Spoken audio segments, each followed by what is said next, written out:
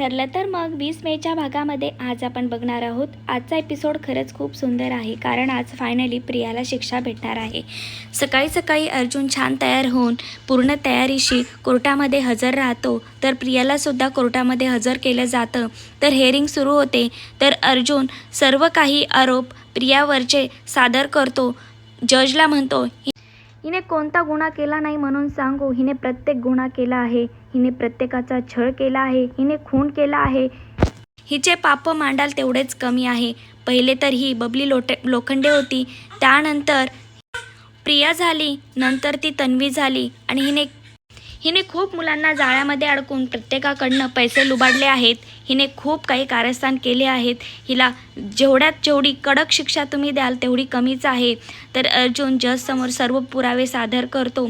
सर्व पुरावे पाहताच कोर्टांना खरंच खूप मोठा धक्का बसतो, कारण एकाच हेअरिंगमध्ये ही पूर्ण केस संपणार असते, तर तन्वी मात्र म्हणजे खोटी बबली लोखंडे स्वतःला निर्दोष दाखवण्याचा प्रयत्न करत असते। तिच्या बाजूने कोणता वकील पण नसतो, कारण तिच्या बाजूने आता तिचे आईवडीलच काय, बाकी कोणी सुद्धा नसतात। त्यामुळे ती स्वतः प्रूफ करण्याचा प्रयत्न करत असते, पण जज पुराव्यासहित अर्जुनने दाखवल्यामुळे तिचं काही एक ऐकून घेत नाहीत आणि कोर्टामध्ये सर्वांसमोर म्हणतात, बबली लोखंडे हिला अजन्म कारावासाची शिक्षा मिळत आहे।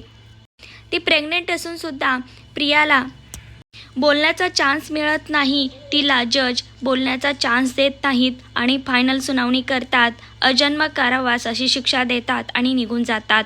तर अर्जुन आणि चैतन्य तिथून निघून जात असतात, तर प्रिया अर्जुनला आवाज देते, अर्जुन मला माफ़ कर, मला थोड्या दिवसांसाठी तरी माझी सुटका कर, मला तुला खूप महत्त्वाचं सांगायचं आहे, खूप महत्त्वाचं आहे, ऐकून तरी घे।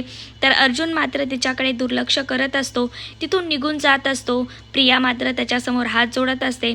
अर्जुन ऐकून घेत नसल्यामुळे प्रिया जोरात म्हणते, अर्जुन मी तुझ्या भावाच्या मुलाची आई होणार आहे, अश्विन बाप होणार आहे, मी गरोदर आहे। हे ऐकताच अर्जुनच्या पायाखालची जमीन सरकते। अर्जुनला खूपच मोठा धक्का बसतो, त्याला काय करावे हे सुचत नसते।